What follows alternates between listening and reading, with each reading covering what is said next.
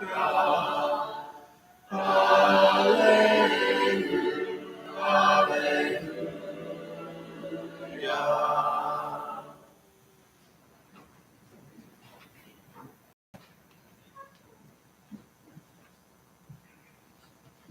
a passage in Nehemiah that I really like. I'm just going to put it on the screen. It's just this one verse. So they're talking about when they were rebuilding the wall and they got motivated. And it says, so we built the wall, and all the wall was joined together to half its height, for the people had a mind to work. When people are in a mood to work, when they got their head in the game and they're energized and motivated, things happen quickly. And a lot of progress can be made when people work together. You've probably seen barn raisings or familiar with it. We associate it today with the Amish, but actually, I was reading about it, and it used to be just a practice that was common in communities, historically, because a barn was usually something that was beyond the ability financially and strength and all that of any one individual back in the day. So people would very often, just as a community, help each other and without having to be paid or anything. They would come together. But the understanding was when you're going to need a barn one day too, or your barn will need to be rebuilt or built. And so that was part of your just community, engagement with others in your community. And of course, the Amish and perhaps the Mennonites, I'm not sure, but in some places carry this on to this day. You can find neat videos of them doing it. A lot happens very quickly when people work together. And you can imagine, and if you've been part of it, I'm sure most of us have engaged in some big group activity, whether it's all coming here to kind of do some clean up or work on the things, or maybe some other project where you get a lot of people together. And if people are motivated and working together, like, things happen really fast. As the old expression goes, many hands make light work. And so it's also a lot of fun. It's much more fun, I think, than working by yourself. It's a lot more fun to have a big group together and people motivated and energized to accomplish a task. And so with that in mind, we're going to talk tonight about the idea of mutual upbuilding. There's a passage in Romans 14. We're going to get to Ephesians 4 in just a minute. Romans 14:19 said, let us pursue what makes for peace and mutual upbuilding. And then we're going to spend most of our time in Ephesians 4 in the passage that was read just a moment. Because let's go to Ephesians 4. Mutual upbuilding. I think we ought to think of ourselves here as members of this congregation as people like raising a barn. We're a community of believers, and we're all working on a common task. We're all engaged together in this communal activity to work together. And the thing that we're building is the church. It's in a way, it's kind of ourselves. We're mutually building each other up. So you're building me up, and I'm building you up, and we build each other up. And everybody has a part to play in that. Everybody has a role and a job to do in this mutual upbuilding. And so it's described here in Ephesians 4. And he starts off with the role of some people who are in leadership positions, beginning with apostles. And not everybody has the same function, of course, in this job. Even if you can imagine those barn building things, I'm sure, you think back to that picture, I'm sure there's a handful of people there that know what they're doing. And a lot of other people that are there because they want to know what they can do to help, And there's probably somebody that has the design in mind, that knows, that's maybe put a lot of thought into, okay, how big is this going to be and where is it going to be? And maybe they've ordered some materials and they kind of have a plan. And so you need those people, but you need a lot of hands to make it all happen. And so in the same way here, there's roles for the leadership. It says verse 11, he gave the apostles, the prophets, the evangelists, the shepherds and teachers.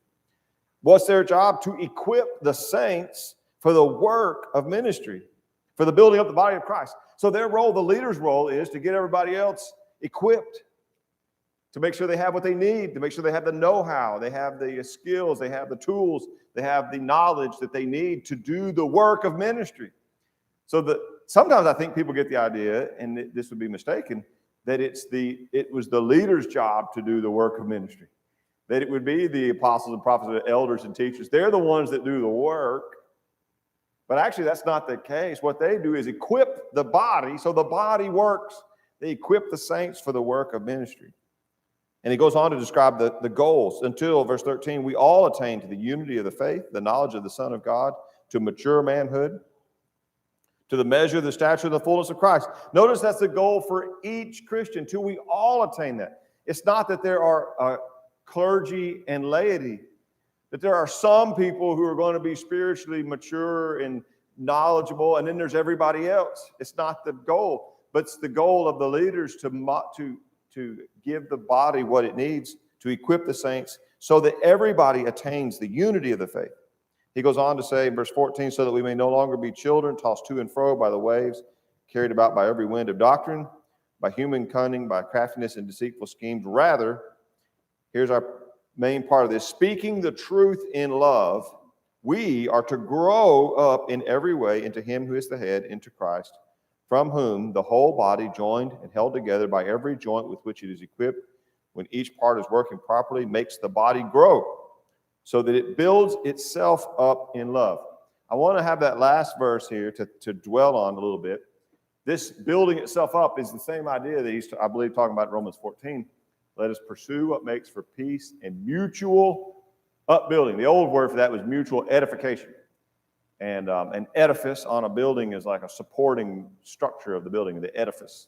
And so it's something that supports and strengthens.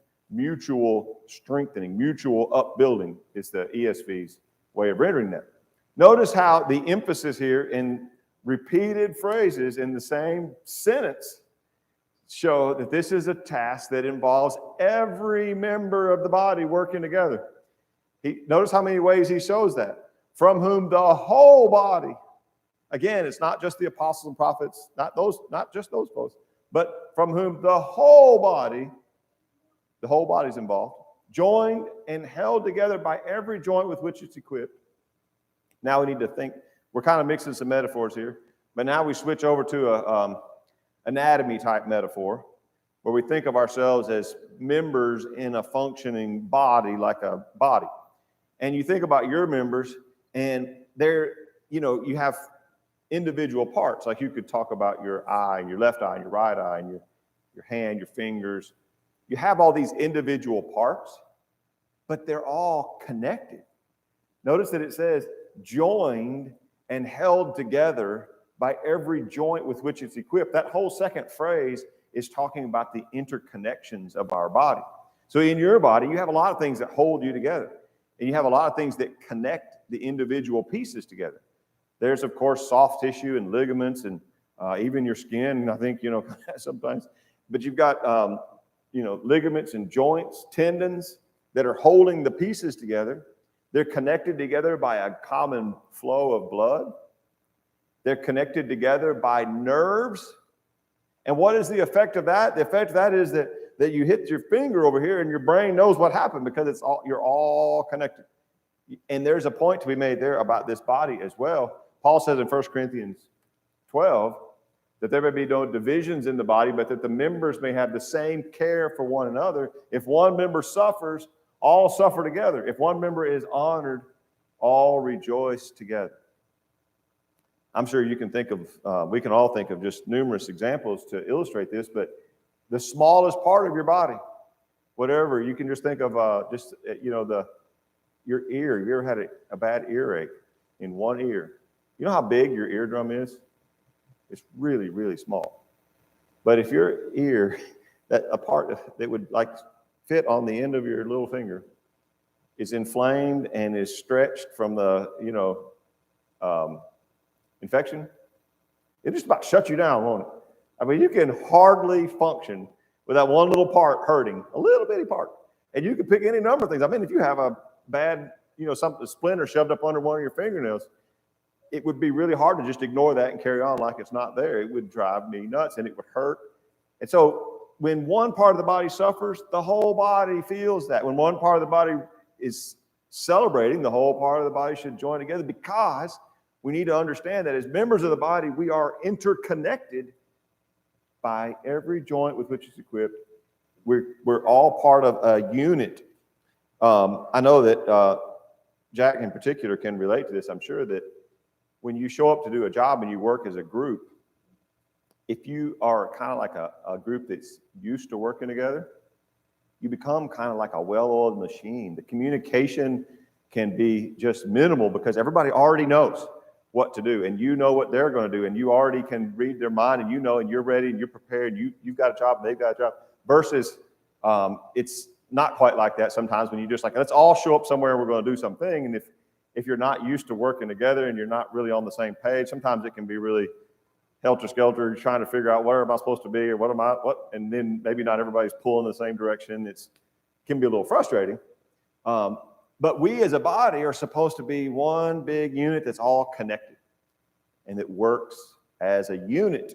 That's the picture that's being painted here. In fact, the next thing he says is, when each part is working properly, makes the body grow so that it builds itself up in love. Again, the emphasis here on each part working properly. The intention is that this thing is going to happen not by there being spectators and workers, by a lot of people sitting back and watching something happen, like let's go see the barn go up. But the idea is that everybody there is finding something that they can be doing toward this end goal. So when everybody's pitching in and everybody's doing what they can do and everybody's working together as a unit and each part's working properly, the body grows. That's what we want to do. And it begins and ends in love. The previous verse started out with, rather, speaking the truth in love. And it concludes building itself up in love. So this group activity, this body that we're a part of, the functioning of all of this is to be done in love. Everything we do, the speaking together, the speaking to one another, working together, be done in love. So I want to think about some ways and some 3 practical things that we can do in this regard. Things that we can do so that our congregation, South Haven, so that we grow as a unit the way the Lord wants us to do. And those 3 things are teaching, encouraging, and helping. And as we think about each one of those, I want to break it into 2 components. 1, preparing, and number 2, showing up. I'll explain as we go. So as I thought about those roles, and some of them spring right out of this passage that we just looked at, and how do we do that? So if I'm a part of the body and I want to be engaged and I want to be doing my part in this barn raising, if I want to be doing what I can do, then I need to prepare, and then I need to be available. I need to show up and be engaged and actually put my skills to use. So as we think about these things one at a time, let's start with teaching. Let's go to Hebrews chapter 5, beginning in verse 11. Hebrews 5. Not everybody has the same function. Not everybody is the same part of the body. Not everybody does the same role, even when it comes to teaching. But there seems to be a expectation in this passage that everybody would have some ability to share their knowledge with others as they grow spiritually. Hebrews 5, beginning verse 11. About this we have much to say, and it's hard to explain since you have become dull of hearing. For though by this time you ought to be teachers, you need someone to teach you again the basic principles of the oracles of God. You need milk and not solid food. For everyone who lives on milk is unskilled in the word of righteousness, since he is a child. But the solid food is for the mature, for those who have their powers of discernment trained by constant practice to discern or distinguish good from evil. So he's saying to these people that he can tell they become hard of hearing, or they become dull of hearing. I'm sure everybody that's ever taught in a classroom knows that feeling when you look out and everybody's eyes are kind of glassed over and, okay, nobody's absorbing any more information. Time to do something else. Let's get up and, let's go do an exercise. Let's go do something else because nobody's listening anymore. And that's the feeling that seems like he's getting here. Like he has more to say, but he can tell they're not absorbing any more information. But it's more than that. He also points out that they're immature. They're stuck on the basics. And he can't even move on to the more advanced topics that he wants to discuss because they're not ready for it, because they're stuck on fundamentals. And in fact, not just stuck on that, they need to be retaught some of the very basic ABCs. But he says, for this time that has passed in verse 12, you ought to be teachers. So, of course, this doesn't apply to somebody who's new in the faith, who's a new Christian. Nobody expects that. That's understood. You're just learning. That's the normal way, and that's the way it ought to be. You're brand new. But if you've been a Christian for years and decades, then we've had plenty of time to reach a maturity of faith, and the natural result of that would be that because you have this understanding that you should be able to share that with somebody else. Not necessarily always in a public kind of way, but just to be able to talk with somebody else about faith, or to be able to talk with them about living the Christian life and instruct them in the way that works. One example of this is what Paul says to Timothy in 2 Timothy 2. You then, my child, be strengthened by the grace that's in Christ Jesus. What you've heard from me in the presence of many witnesses, entrust to faithful men who are able to teach others also. And so this kind of goes on and on and on. But the expectation is that one person passes that knowledge on to other people, and they can pass that knowledge on to other people, and down and through the years it goes. So the two things that are necessary to do this, number one is preparation. Either in Hebrews 5, verse 14, solid food is for the mature, those who have their powers of discernment trained by constant practice. Teachers have to work hard to be prepared. And as you know, if you've ever taught anything at all, you learn more than the students do, no matter what. People say that all the time about when they give a little talk or they teach a class, like, wow, I learned so much more because I was the one. And that's true in any subject. If you have to teach it, you have to know it better than your students will probably ever know it, just to be qualified to teach something. But also, teachers have to have this continuing education. You have to kind of stay up to speed with things and continue to invest in your knowledge to be effective at that. And he talks about here this powers of discernment trained by constant practice. That's the work you have to put in. And there's no way around that. It is work, but that's the work you got to put in to be mature spiritually, to be prepared to be able to teach somebody. So first you have to put the work in of preparation, but then you have to be willing to actually step up and do your part. You have to be willing to engage. You have to be willing to speak up and instruct and teach somebody. Another example of this is in Titus chapter 2. Let's turn there together. Titus 2. This shows that this teaching doesn't only happen in the assembly. This teaching can happen in lots of contexts and lots of different ways. There's lots of ways to teach somebody. Sometimes you do it by just doing something together. Come on, let's go visit somebody. Let's go do this thing. And they learn by just being with you and seeing how it's done. Titus 2, beginning verse 1, as for you, teach what accords with sound doctrines. There's Titus. He has a teaching role, of course. Older men are to be sober-minded, dignified, self-controlled, sound in love, in faith, in love, and steadfastness. Older women likewise are to be reverent in behavior, not slanderers or slaves to much wine. They are to teach what is good, and so train the young women to love their husbands and children, to be self-controlled, pure, working at home, kind, submissive to their own husbands, that the work of God may not be reviled. So get this picture of a congregation of people that Titus is working with, and Titus is teaching them.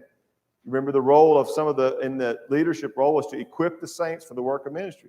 He's teaching them and instructing them, but then the expectation is that they also are teaching each other. There's teaching going on, the older women teaching the younger women. And so people are sharing their knowledge with the others. And in that way, the body is building itself up, and each part is doing what it can and working together in love so that it grows. Secondly is encourage. Let's go back to Hebrews, this time to chapter 10. There's a big need for encouraging as we think about growing spiritually as a body. Hebrews chapter 10 says in verse 24, let us consider how to stir up one another to love and good works, not neglecting to meet together, as is the habit of some, but encouraging one another, and all the more as you see the day drawing near. Here's the preparation and the showing up in one, all in the same passage. The preparation is in verse 24. Let us consider how to stir up one another to love and good works. That means give thought to this. And you probably do this already. I think hopefully we all do this, but we can learn to do it even better. But you think about who needs to be encouraged. Well, first of all, if we were to say, raise your hand if you would like some encouragement now and then, probably, hopefully, 100% of people would raise their hand. Who doesn't like some encouragement? Isn't it interesting that even at the professional level of sports, there's still a coach? I've always thought it's kind of funny. Like, what is that guy going to teach these guys? You know, what is a coach going to tell somebody who has reached the level of a professional player in this sport? Why do they even need a coach? It seems like they all should just know what they're doing by now. I mean, they're getting paid millions of dollars or whatever. They should know, why do they need a coach? But you see the coach over there on the sideline, he's like getting with them and telling them what to do. And, you know, because people need to be motivated. We need to be organized. We need to be encouraged. We need to have a fire lit under us sometimes. We might need to be reminded of why we're here and get your head in the game and what's going on and remember the fundamentals, remember the plan, remember what we've practiced. But that kind of encouragement, a little boost, a little pat on the back can be very, very helpful. And every part of the body needs it, and every part of the body can give it. But it begins with giving thought to this and preparation. Consider. So we consider, maybe that consideration just means as you're thinking about coming together, you think like, who could use some encouragement? Who could use a kind word? Who could I send a text to? Who could I write a card to? We do that in our group meetings, but we can do that all individually as well. Like, who could use just a pat on the back? Well, of course, everybody could, so you can't go wrong with picking any random person. But by considering that, you might think about somebody that's really going through some difficult thing, or who's doing a good job and just maybe needs a little bit of a boost. So give some thought to that. How do we stir up one another to love and good works? And then the showing up is you have to be there. It's not enough just to think about it. You have to actually be present, not neglecting to meet together as is the habit of some. They were already in the habit, some of them, of not assembling. He said, don't do that, but encourage one another.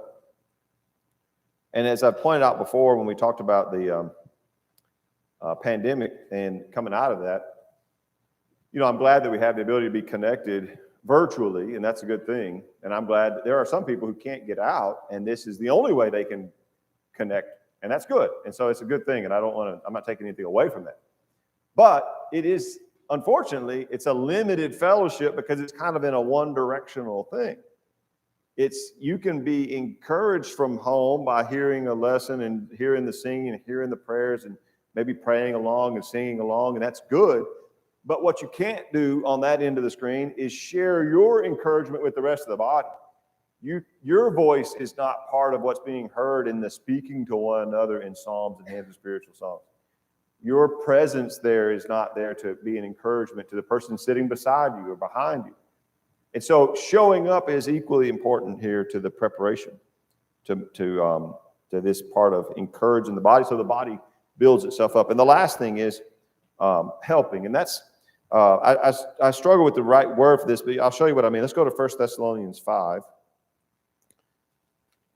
1 Thessalonians 5.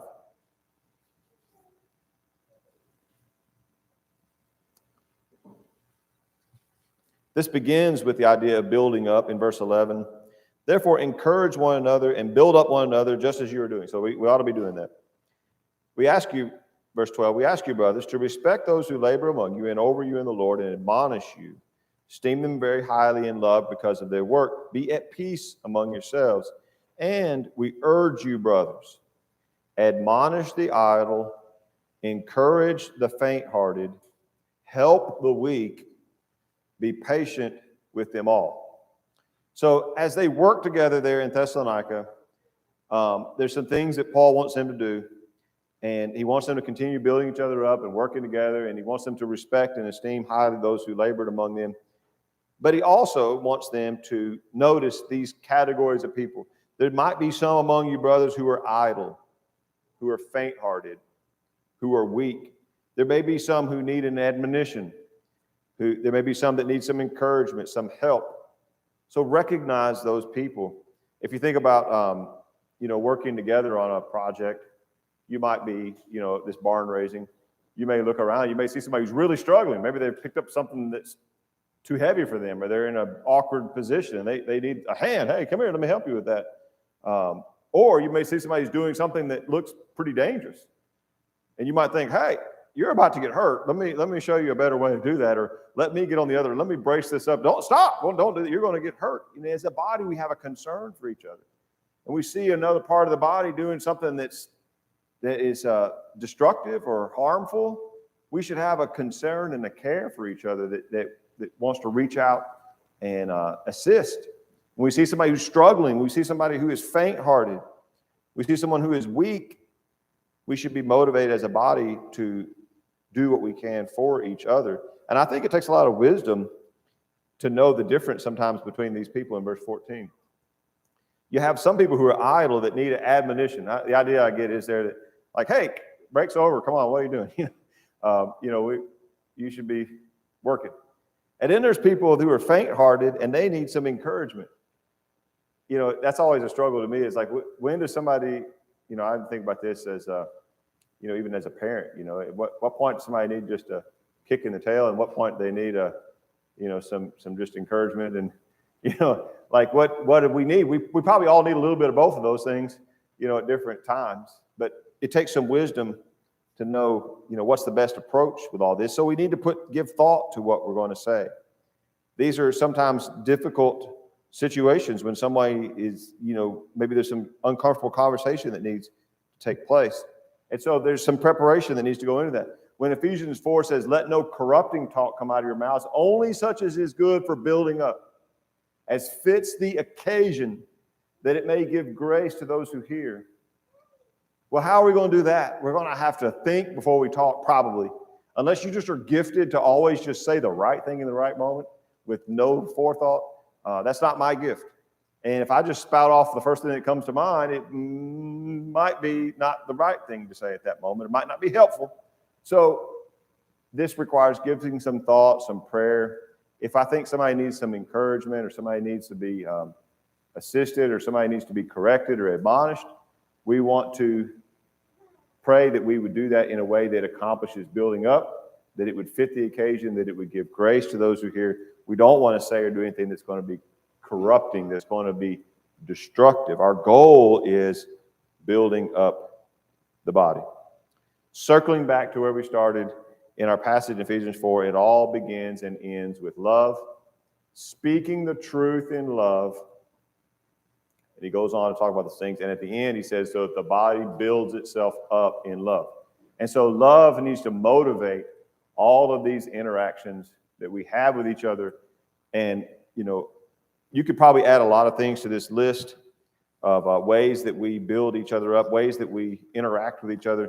But the main thing to take away from this is it's something that involves every single part of the body, every member engaged in some way with the other members, giving thought and preparation, and then showing up and being available and willing to engage and willing to do, and because we love each other.